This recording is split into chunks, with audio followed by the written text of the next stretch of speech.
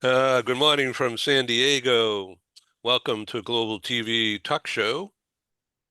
It's February 28th, and right now it's really cloudy, but if the skies clear up at sunset here in San Diego, then all of the planets, or many of the planets, are going to be lined up right on the horizon. Sunset occurs here a little bit before 6 p.m. Uh, Hi there, welcome. Welcome. Okay, everybody, turn on your voice. We are recording. This is Global Business News TV, and we have an international cast of characters right here, and we're going to go around the table, if you will. Uh, on the bottom, we have uh, a young woman. Please introduce yourself to the audience.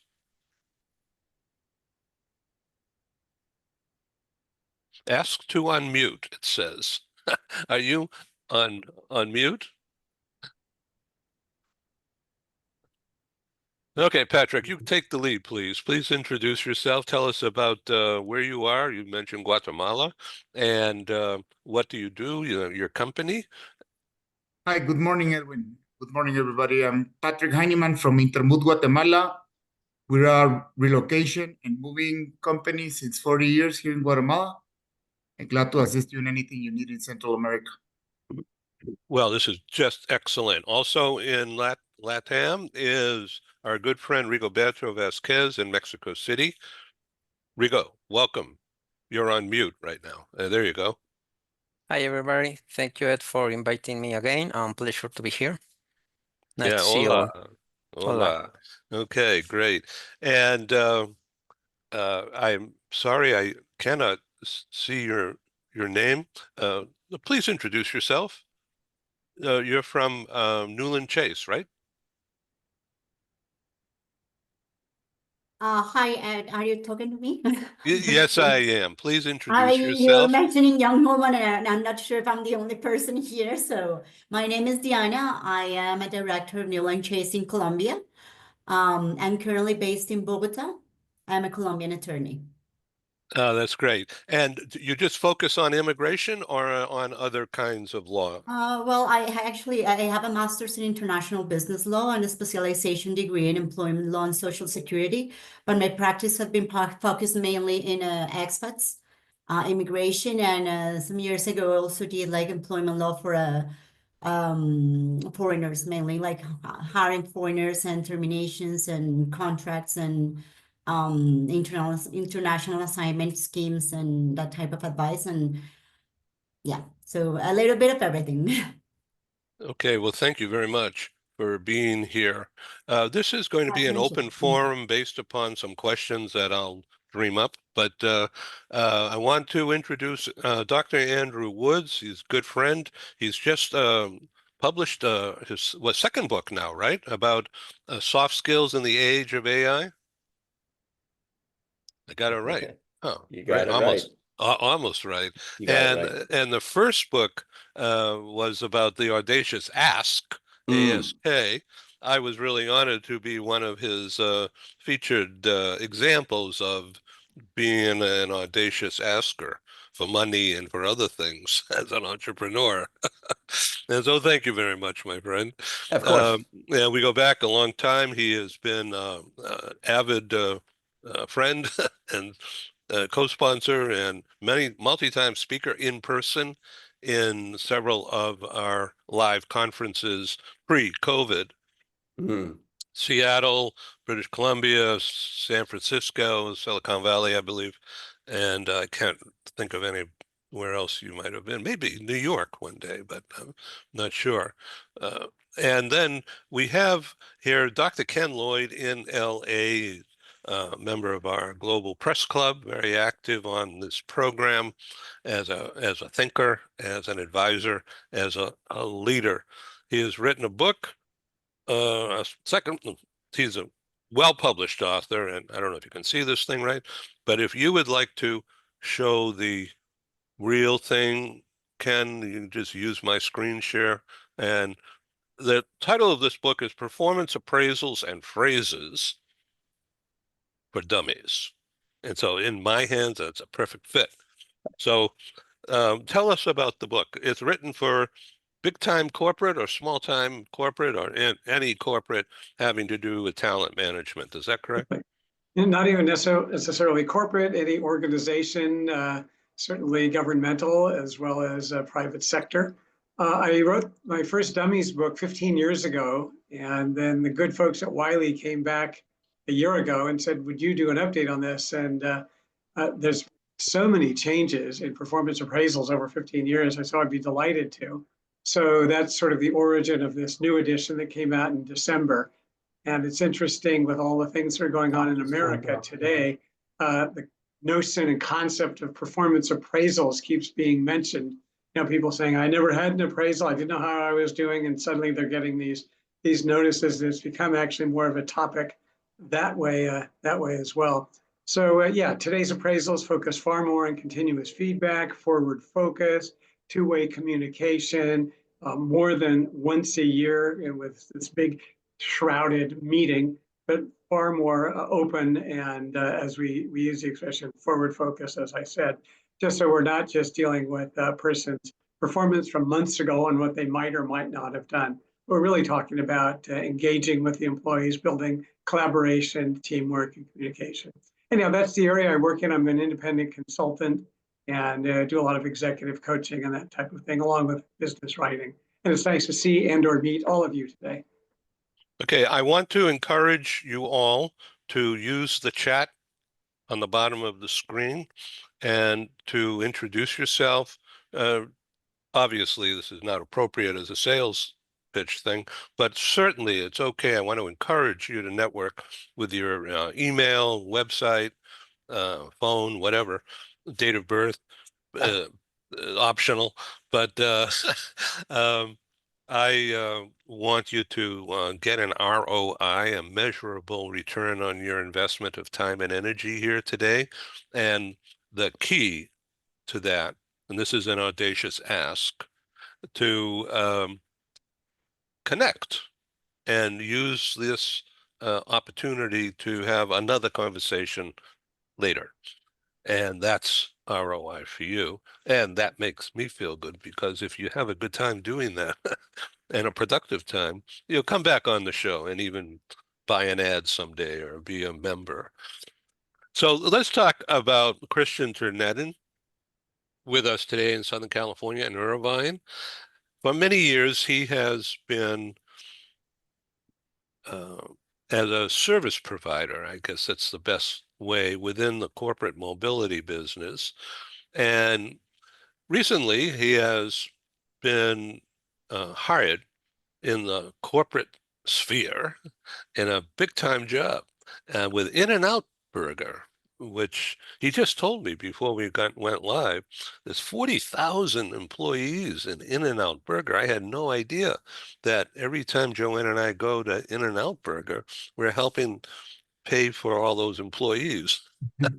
But I want to also say In-N-Out Burger is one of our favorite go-tos. Thank you. Okay, Christian, tell us about yourself. Oh, by the way, he's been on more than 50 of our broadcasts, and I'm really grateful for that, and for him to want to do that, and also utilize the time spent effectively and efficiently to meet people using this medium, which is very, very tough for a lot of people.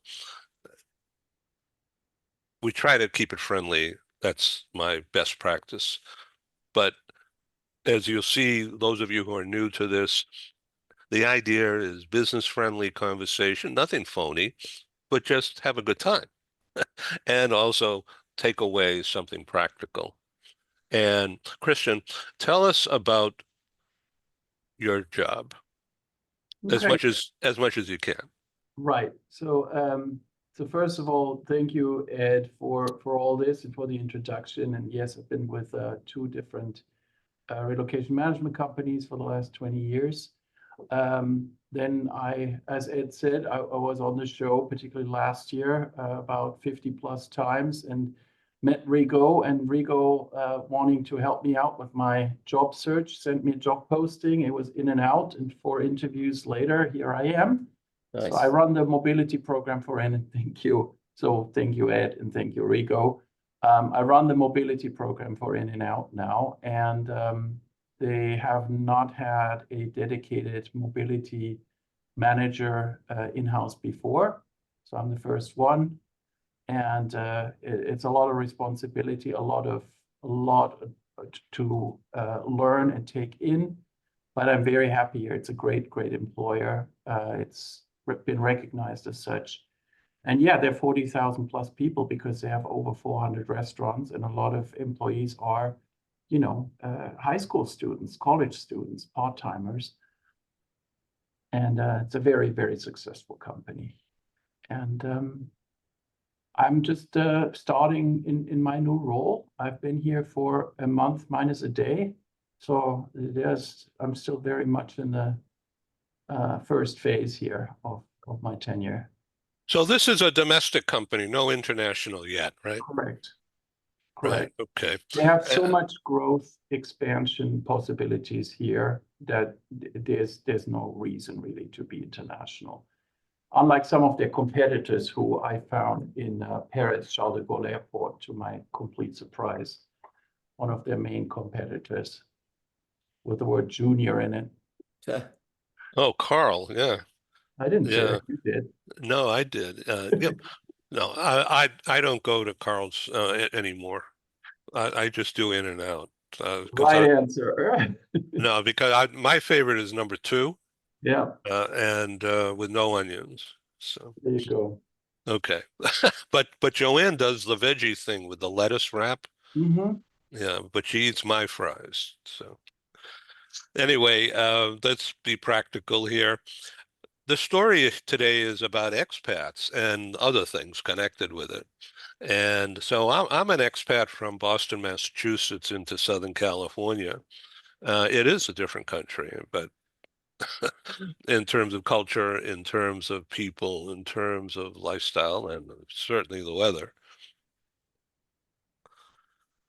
And that was in 1980 when I relocated my business, and at that time, a wife and a daughter, and moved to West LA, actually on the cusp of Beverly Hills and Hollywood in an apartment. And the company that I had at the time was called California Bound Relocation Guides. And there wasn't anything like that at the time in a booming economy.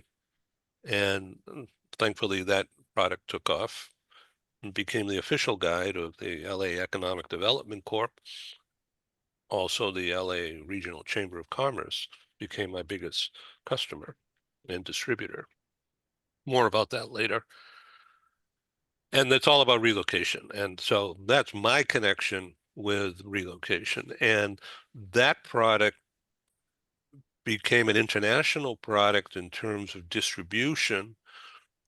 At first, primarily, of course, Canada and Mexico, but primarily into London and zeroing in on Oxford, Cambridge area, where the brainiacs were being hired left and right by Southern California tech companies at the time. And because they had already figured out how to learn about tech in Oxford and Cambridge.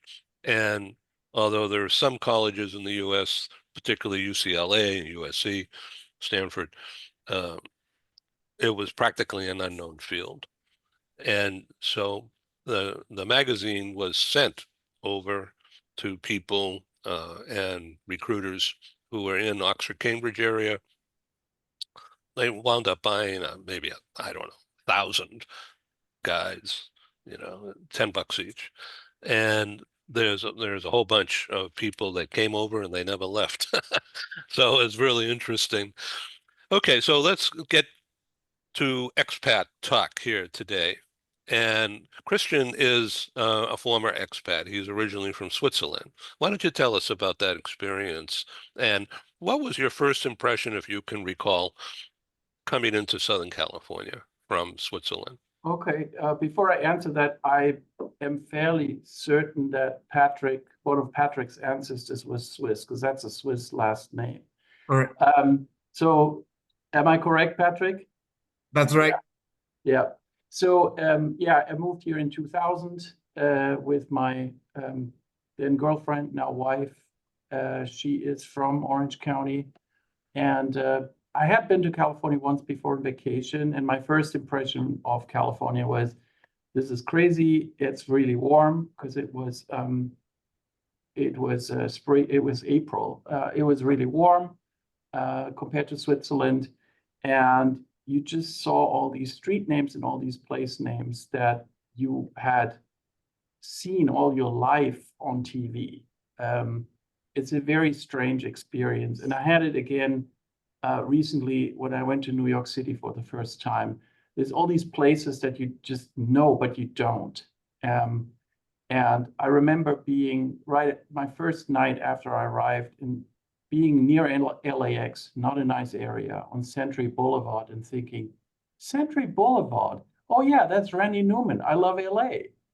You know, and all of a sudden, all these street names would start to connect, and we would drive down Sunset and go, wow, Sunset, you know, I've heard so much about this. And I went to see a show at the Roxy, and the Whiskey A Go-Go was right next door. I said, this is nuts. I have records with Whiskey A Go-Go alive at the Roxy on it.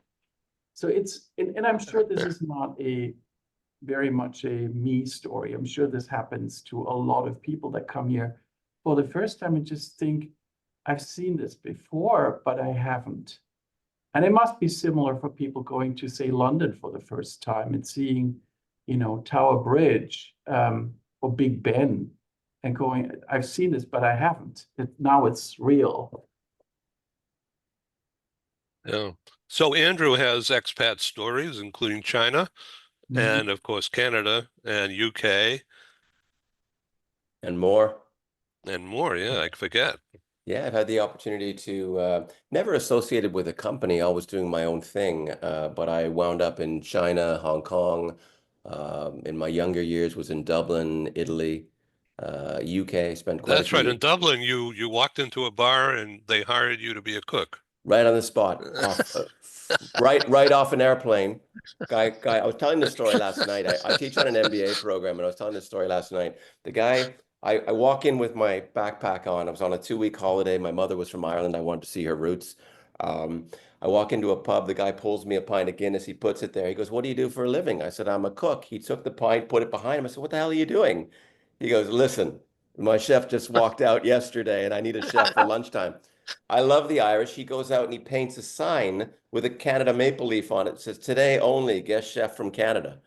And then I wound up staying there for 18 months. I mean, this is a long time ago, but Awesome. yeah. Oh, that's great. That's a good story. So I read somewhere that you're going back to UK soon? No, No, do I have I have it wrong? Okay. I've had a chance. I own a training consultancy I have for years, and I train people in soft skills. So I was asked to do a customer service program in Wales, of all places, because I'd spent some time in Wales years ago. I have a Welsh daughter, did my MBA in Wales. So an old client from 20 years ago said, "Do you want to do an open training?" So we had a couple of hundred people in West Wales a couple of weeks ago. Fabulous experience. And then very fortunate. I mean, sometimes you win, sometimes you lose. And I had 12 people in the crowd come up to me and say, "Can you give us proposals?" So it looks like I'm going to be going back regularly to those old clients and old haunts. Yeah. That's a great story. What made you want to do, well, I can guess, but I want to hear it from you. What made you want to write a book about soft skills in the age of AI? It sounds like it's timely, but how did you organize your thoughts around such a big topic? So I teach on an MBA program here in Vancouver and at another school, and it's sort of their diploma program. And I just was shocked at the level of soft skills of these international students. You know, they struggle writing emails, and these are like MBAs in the end of their journey, because I'm the last class, the exit class on entrepreneurship. They struggle with emails. They struggle with reaching out to talk to people. They struggle with communication skills in general. They don't know how to sell.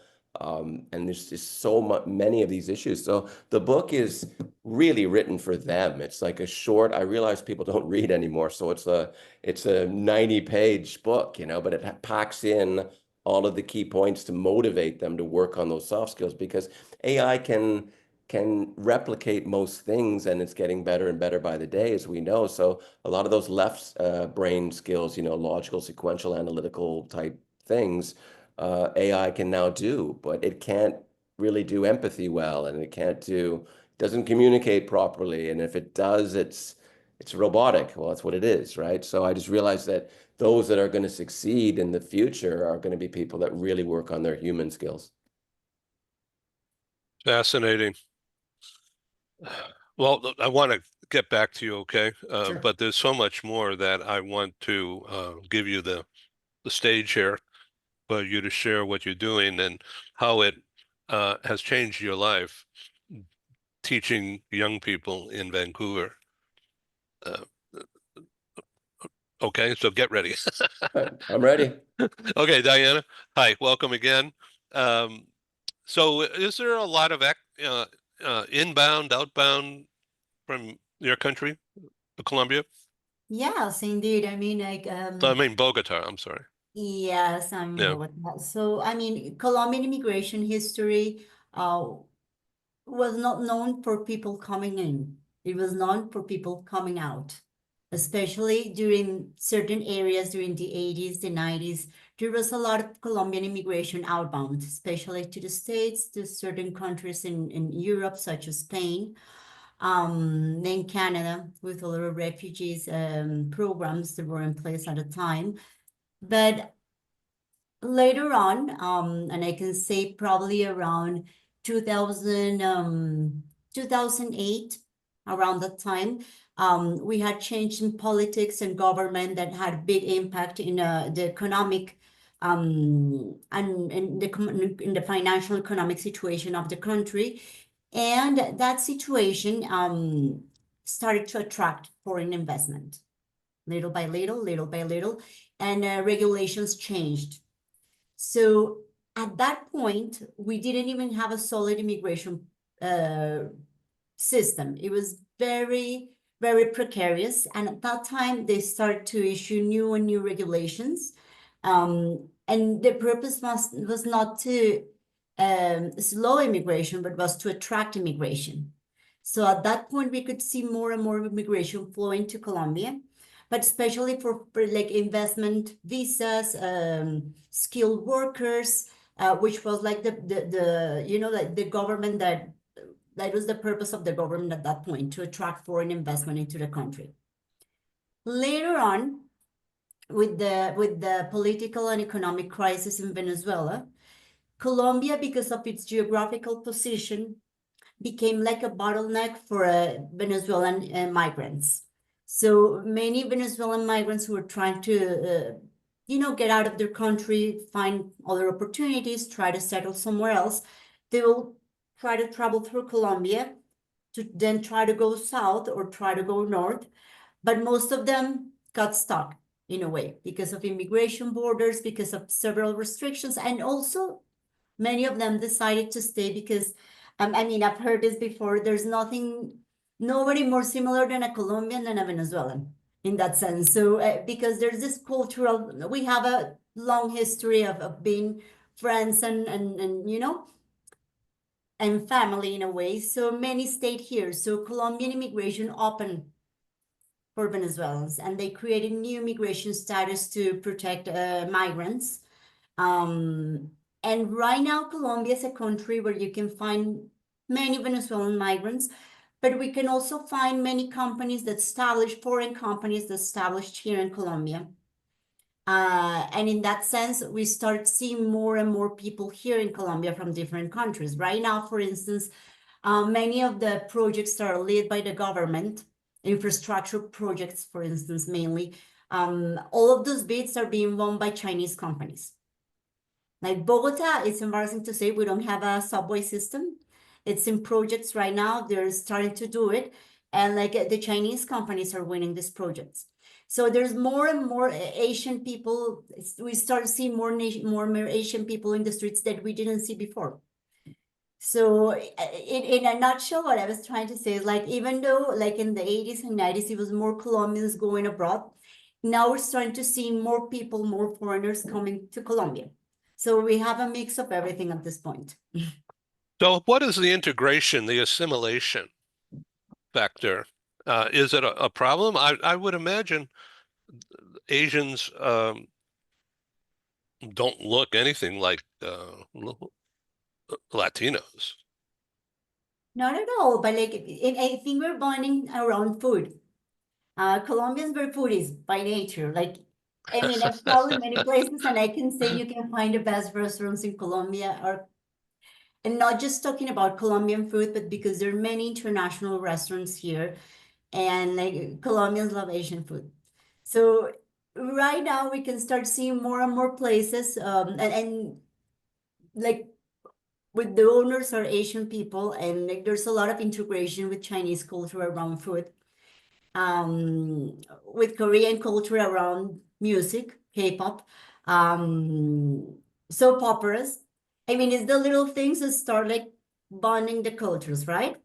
You know, Korean soap operas are becoming more and more famous in Colombia. And so like when kids and teens start meeting in school and universities with the kids from other cultures, they start bonding around this type of things. So it's been interesting. I mean, there's everything, right? I mean, I have seen lots of xenophobia towards Venezuelan nationals, but I guess we see this in every country that has received immigration massively, because, you know, some people think they're stealing their jobs and they don't see the positive aspects of immigration. But there's also good things, right? I mean, like with Asian culture, there's been lots of nice things. I mean, in January, there was this amazing fest of the Chinese New Year's that the Chinese Chamber of Commerce organized here in Colombia, and the place was packed. It was a huge park that we have here in Bogota, and it was packed. It was a big celebration where lots of Colombians were there, like trying to, you know, getting involved with the Asian culture. So it was very interesting. Fascinating. Andrew Woods, what do you think about what she was just talking about? It's fascinating, isn't it? You may have seen me smile when you mentioned food because I lived in China for a number of years and I'm married to a Chinese woman. And I love all this kind of culture and mixing and trying new things. So when we had a chance to live in a sort of English-speaking area or area of town where there were a lot of expats, I declined and I chose to live in my wife's parents' house, where they lived in the top, we lived in the bottom because it was in an old lane.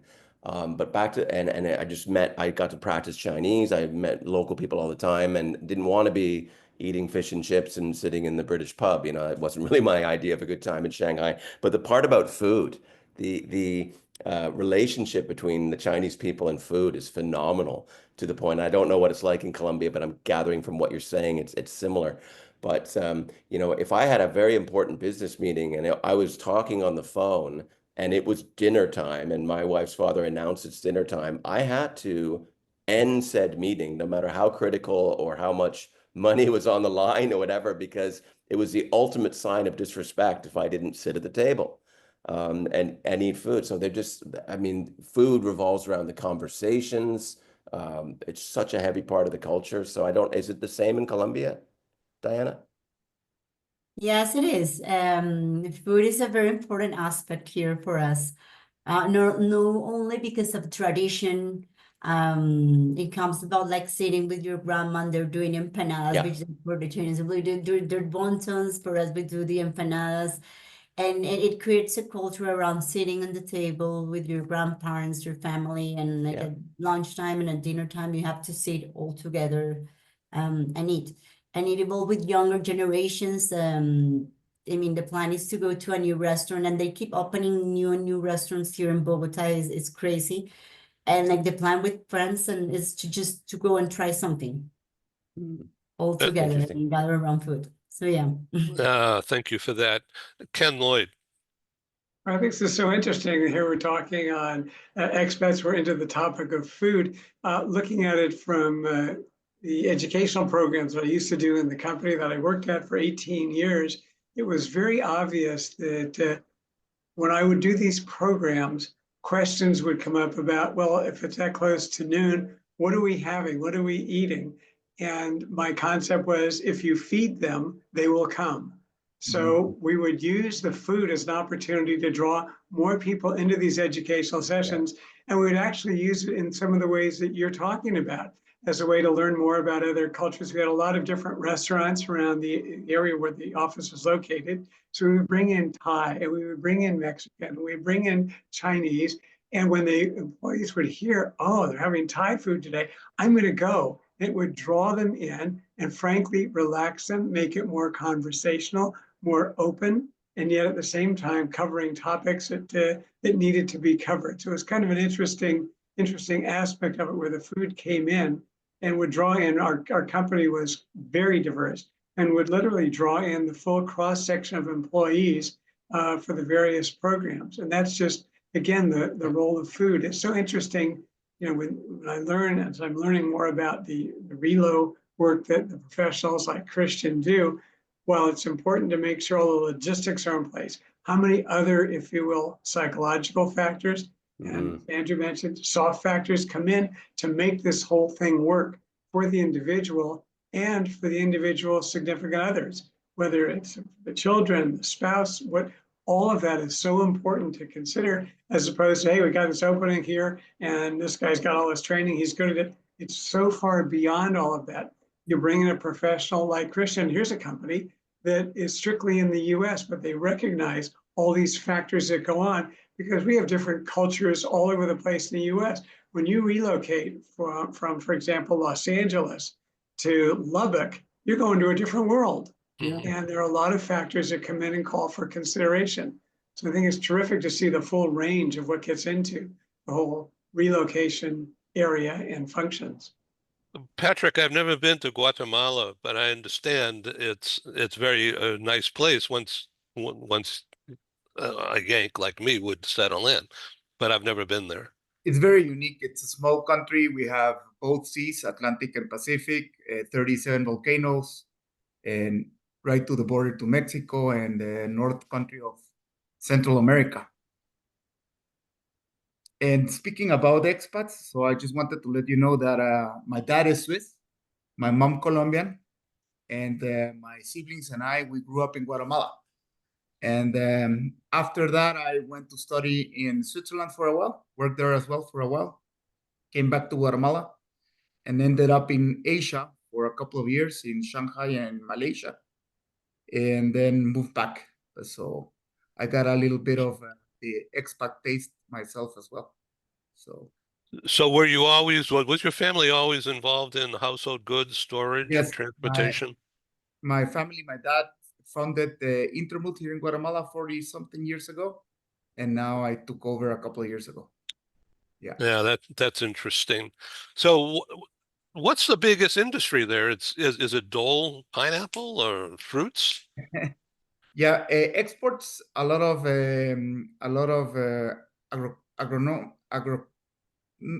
agro industry and pharma for the expat industry. A lot of pharma, a lot of banks, a little bit of everything. Yeah, that's interesting. Okay, so we're staying away from politics here on purpose because it's kind of ugly. So Rigo, what's happening in Mexico City these days? Well, nothing special at all. Just keeping the business as usual. And yeah, I think we are we're almost about to end the first quarter of the year. No big surprises so far. And yeah, we are looking forward about what is coming, mainly with the US as our main business partner, but also with China. That I think now our relationship with China is growing more. And yeah, I think we are receiving a lot of Chinese companies here, even in the school of my children, there are like 2 or 3 kids from China as well. And I'm surprised how they speak between them Chinese, but they try to learn Spanish and English, and they are a mix of everything. And yeah, it's very interesting how they are adapting to this city, a small town where I live, which is a very small. I don't live in Mexico City, so yeah, I think that they are everywhere, and it's been very interesting to see them. So in Mexico, are you seeing a big increase in those small Chinese-made cars? Yeah, especially for the electric. Yeah. Yeah, I think for more than 50 years, companies like Volkswagen have been in Mexico, but now the Chinese are here and they are starting to grow hugely. Yeah, I saw that when I was in Newland Chase, how we were supporting them in the immigration part, and now I see that they keep coming here.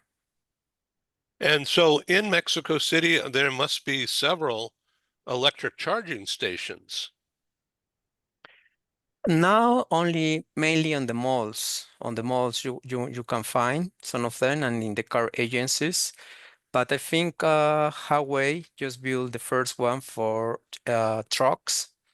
But yeah, I think I don't know. I think in restaurants a couple of them. But yeah, I think I would say about 80-90% of the cars currently are more for gasoline gas stations. But the electric industry, yeah, it's growing. Andrew Woods, what do you think about that? Well, it's interesting because there's two sides to the China story right now. So you have an economy that's in actually much worse shape than anybody's talking about. You have a housing bubble that's like we've never seen ever in history. So the Chinese and the demographic situation is horrendous. So actually China is in some state of decline, which is not what the media is talking about, but it is based on what I'm hearing. But there certainly is a big push into Latin America, as you're noticing Mexico and Mexico, of course, it's a way to get around tariffs, which they think are. Although having said that, we're not going to talk about politics, so let me steer away from that. But yeah, I mean, China is such a fascinating. Been living there for 10 years. I've been gone now for 5 years, and I'm itching to go back because I just want to see what's happening and how things have changed in the last 5 years, because 5 years in China is 50 years in the United States. Like it's just the progress and the things that they do are phenomenal. A lot of the stuff that they're using, though, is stuff that they learn from the US and maybe or Canada or Britain, but we're not very good at actually. Maybe there's too much rules and regulations to actually implement these things, or maybe a fear of change, whereas there, the things are happening right when they're invented, they're rolled out. Do you know what I mean? So it's just fascinating to see the changes. I'd be interested to come down to Mexico and see what's going on, because I'm reading a lot about Chinese companies growing there. Yeah, it's certainly fascinating. Okay, Ken, um, tell us what you're thinking about in terms of international students in the U.S. and the immigration issues, and at the same time, concurrently, there's a huge drive to find anywhere in the world people, young students who are adept and trained already in AI or in tech, put it that way, and AI comes real easy and fast. And to staff up the manufacturing boom of chips in the U.S., particularly in Texas and Arizona, and of course other places. But the Taiwan investors are in Greater Phoenix and in Texas, big time. And there's not enough technologically adapted people to make those advanced chips. And it's a big problem. And it ties right in, smacks in the face of this immigration issue. Yeah, that's exactly right. It's such a complex question because on the one hand, there is this whole immigration issue that exporting, if you will, millions of people in the US who are here in quotes illegally. At the same time, while the administration is espousing that, at the same time, Elon Musk has made it very clear that the US needs to bring in far more immigrants who are high skilled, specifically from Asia, and that includes India, in the technical area. So on the one hand, they're talking about, we've got to stop immigration. We have to make these changes internally. On the other hand, it's just what you're saying, Ed, the strong need for more technically oriented people, highly skilled and highly trained. This is going to be something that has to be sorted out at the highest levels. No easy answers to any of this and how it plays out. But certainly, to me, a message is for our U.S. schools, colleges, to take a look at that in terms of what we're producing in terms of our own grads here as well. Why is it that we're falling short and so many of our businesses need to reach out to bring in more people? I'm not saying not to do it, but I'm saying that we can be doing more. I would think we could be doing more on our own as well. And you talk to professors, a lot of them will tell you that the international students in these graduate programs appear to be more focused, driven, motivated, goal-oriented than a lot of the traditionally U.S. citizens are at the same time. And these are major, huge, deep concerns that would need to be addressed. So there are these major trends that are going on together and in tandem, as well as in conflict with each other, that ultimately will have to be sorted out. This is Dr. Ken Lloyd, PhD in organization psychology and structural organizational development. I'm butchering that. Why don't you clarify? Now, I'll just go organizational development, the study basically of organizations and the, if you will, people in organizations in terms of organizational design, structure, setting, expansion, and then employee development, career development, as well as upskilling and training, and just building organizations, building teams, building collaboration, engagement, and focus very much on the people side of work as a key focus. So back to Dr. Andrew Woods, many of your students that I've watched through your postings are Asian. Yeah, I teach at a couple of schools, but the school I teach at most is predominantly from India, actually, and a specific area of India, which is the Punjab. So, which I'm learning more. India is one of the places I haven't been to. It's now on my list, and I want to check it out because I've learned so much from the students. I want to go and see it. Yeah, there used to be, I mean, this was my observation, but when I lived in Vancouver 10 years ago, I did a short stint here a decade ago when I was doing guest lectures. Most of the students were from China. And now I find that there's not as many, depending on the school, but there's not as many Chinese students as there are Indian students. I don't know what it's like where you are, Ken, and some of the other locations, but it just seems to me that, I guess as India has been rising economically, there's more money to go abroad and learn new things. Ken? Well, absolutely. We're seeing that in certainly in the tech area up in the Bay Area, far more from India, as well as in the tech firms down here. That's just, it's a major trend. The ones who are coming over are highly skilled, highly trained, and effective, very fast startup with them when they get into these positions. And companies just go, yeah, we're gonna proceed with them. We've tried, these companies say, look, we're looking for US citizens to handle these jobs, but the marketplace, the labor market is just not providing us with enough talent. So they'll bring in those from Asia, they'll bring in them specifically, as you mentioned, from India, where they are highly skilled and trained and ready to go, ready to work. Ken, if you don't mind, I want to go back to what we talked about on previous shows having to do with the burn area in LA, West LA in particular, Palisades, and the kids who have been burnt out. And what's going on there with kids? Where are they being taught? Are they learning are they going to school somewhere? Oh, this is such a sadness because these young children have gone through COVID. with their remote learning. And while you can learn your ABCs that way, there's so much more that children really were deprived of in terms of all the social interactions and being in groups and in teams and interacting and playing, all that we kind of take for granted as part of the younger educational experience was missing. And then the fires hit. And now these children have lost their neighborhood. They've lost their circle of friends. They've, in many cases, lost their homes. And they're, what is life? You know, we think of back our growing up years. Granted, there were ups and downs and changes, but this is devastating for them. So what we're seeing now is these children, some of them are getting, if you will, online training, education. Others, the families have moved. They're renting apartments. They're leaving the area. They're leaving LA. And these children then are coming to new schools, new programs, new friends, new circles. They miss what they had before. The neighborhoods that they grew up in are gone. Their neighbors are gone, the shops, the stores, all the little places that they would go to, the parks, the religious houses of religion, all gone, the libraries.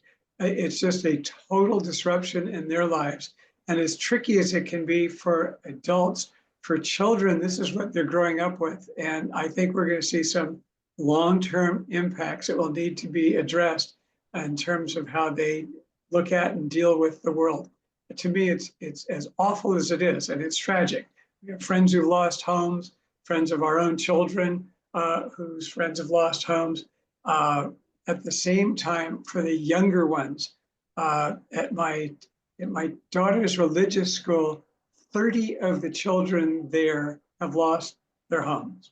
So they're going. The kids are being put in other schools, some of the nearby schools, while the parents rent an apartment. The children are being put in those schools, but here you come in, here we are already in February, school started in September, who knows what grade matches with what. It's been extraordinarily disruptive and destructive for these young people in particular.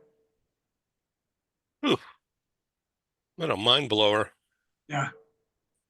Andrew Woods, comment?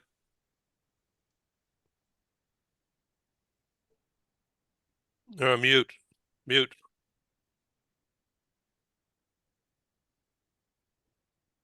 I mean, not really. There's been a lot of I talk, putting it back to the students, I talk to them about some of the trauma they've been through over COVID. I can't relate to the Los Angeles event, but I mean, there's a lot of change, and I think that a lot of these schools don't teach people resilience, and they don't, back to the soft skills piece, they don't teach people, you know, resilience and how to deal with these things. So I spend a lot of my time, and I do like doing it, to be honest with you. I'm not qualified in any way to do psychology or counseling, but I spend a lot of time counseling the students in, you know, they're struggling to find jobs. Maybe they've been sold a bad bill of goods by being told that you come to Canada and the streets are paved with gold, and then they're getting here and they're realizing they can't find jobs. And, you know, so there's a lot, I think resilience is something very important, but it goes back to what I was saying, is that people of that generation need to be trained in soft skills, because I don't know if it's social media, you know, the constant use of this, which I was doing actually a second ago, put it over here. You know, it's difficult. I feel for the younger generation in some ways, especially with AI as well. Big concern. Thank you. Okay, Christian, let's get your perspective. You have Gen Z in your house, and you deal with a lot of young people now at work. Well, a lot of what we talk about at the dinner table these days is my kids' experiences with other students, be it classmates, be it in the case of my older daughter, the people that she tutors, where she's kind of in a leadership role, you know, training with a prepared presentation or curriculum. And yeah, I mean, I agree with a lot of what Andrew said. It's the soft skills, being able to even formulate a thought in a concise fashion.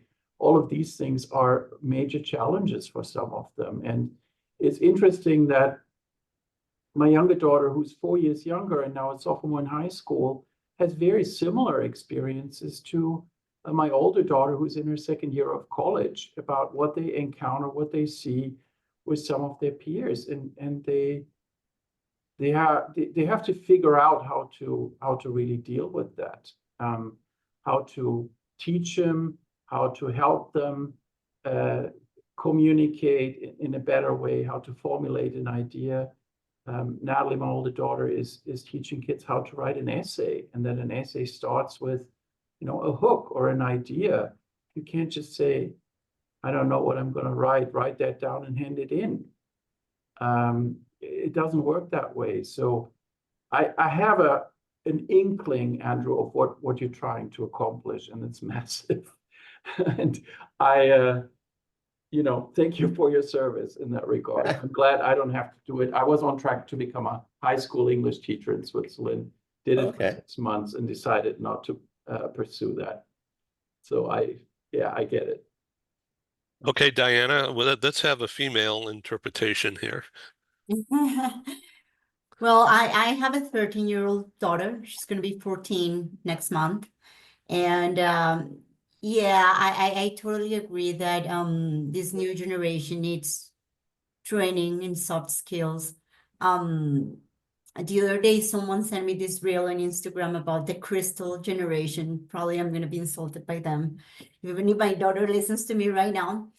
And they're more fragile, probably, yes, God knows why. I mean, this whole exposition to social media, and then this generation of raising parents that are more, we just want to provide them more and more than what we had. And sometimes, like in my particular case, I feel like I haven't trained my daughter enough into how to deal with frustration.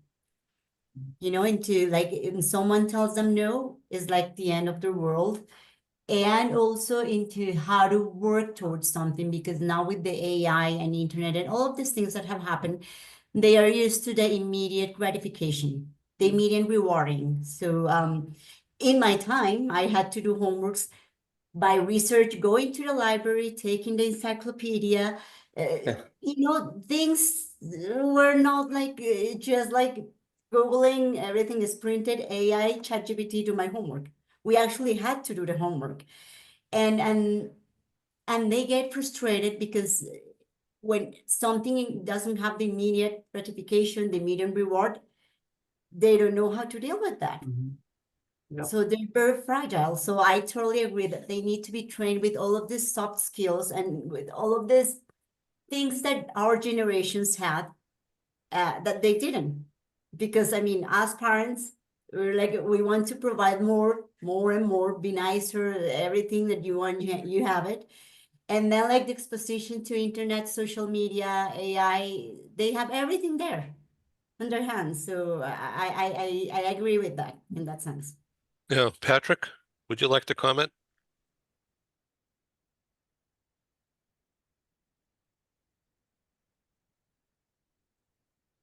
Yep. Okay, let's go to Rigo. I guess Patrick was on mute. Yeah. Oh, okay. Okay, Patrick, would you like to comment on this? All right, sorry.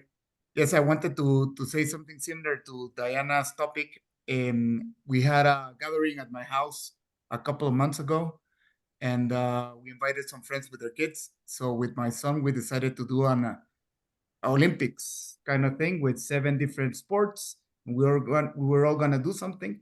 I told him, okay, go ahead. You do the scores, you do the things, you put it all in writing, and make sure you do it on time. He did it in 7 minutes, and he sends me a text. Papa, here you go. He's everything. He did it in ChatGPT in 7 minutes with all the scores and everything. And I was surprised, and I wanted him to actually take hours doing it by hand. It's a different generation, so yeah, it turned out all right. But they have it easy the way they teach him, and he's only 11 years old. Yeah. Isn't that interesting? Wow. Okay. Rigo. Yeah, So, well, just so your adding, son is now 8, right? he's just 8 now. And I will share an experience that I had yesterday with him. While I was picking him up at the school, the teacher approached me and she asked me that he had a fight with one of he was with a mate of him. He fought with another two children, and then what I want to tell you is that even fighting with your colleagues or with your children means social interaction on how to deal with problems, how to interact, on how to agree in something. And for me, it was certainly a kind of new experience to see how he faced that, because he got an incident report, and then probably his mom is getting upset. But for me, it means a lot, the fact that he's dealing with children and trying to have a healthy environment in terms of how to deal with people and how to agree with others.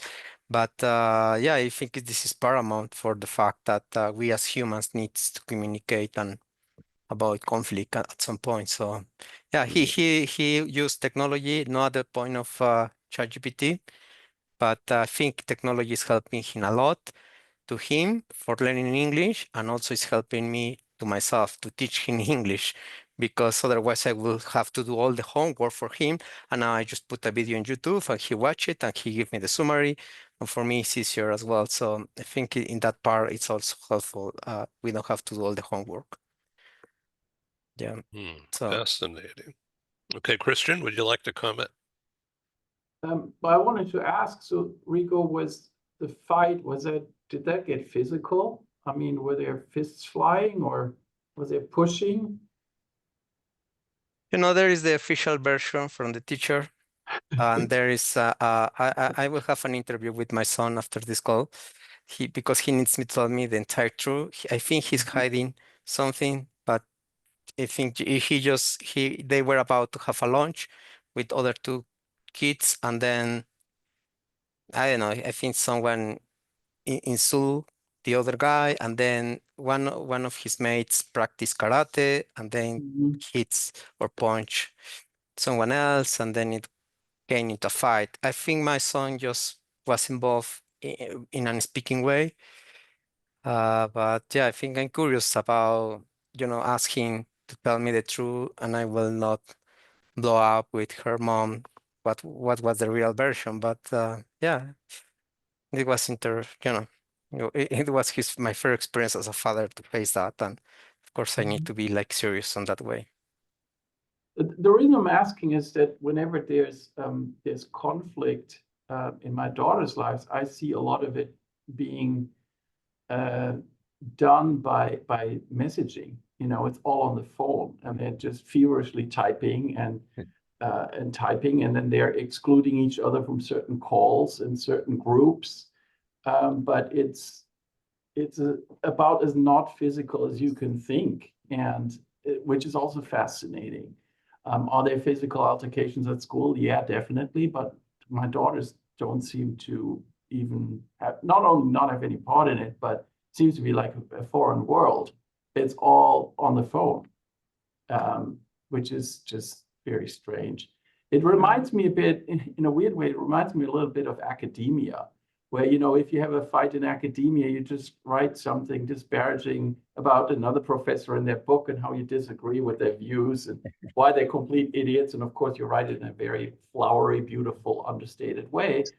But it's a little bit like that. And it's hilarious with a student that she realizes that that's how it works in academia. And was it a roast? Yep, it sure was. That's how they work in academia.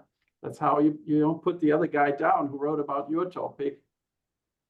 So interesting how in both of these worlds, it's all written word when you fight. Yeah. I can see Diana wanting to say something here. Right? No, I totally agree. Like the comment about the fights in academic world, yes, it was hilarious. I was just laughing about that. Yeah, fascinating. Well, thanks for being my guest today on this show. Thank you. I think it'll be really interesting out there in the real world when I distribute it through LinkedIn and YouTube and Instagram and wherever. And I'm going to send you all a link here, Great. the video and the audio. So feel free to redistribute it if you want, or hide it if you think you need to. If you want me to send you the raw footage, you can chop it up and make reels for yourself if you want. It doesn't cost me anything. I'm very happy to share it. So thank you. Please come back. Let's do this again. Thank you. Yeah. Thank you, Have a nice Patrick. day, everyone. Nice to see you Cheers, all. guys. Be well, Bye. everybody. Thanks, Ed. Bye, everyone. Thanks, Ed. Bye-bye. Thanks, Ed. Thank you. Bye-bye.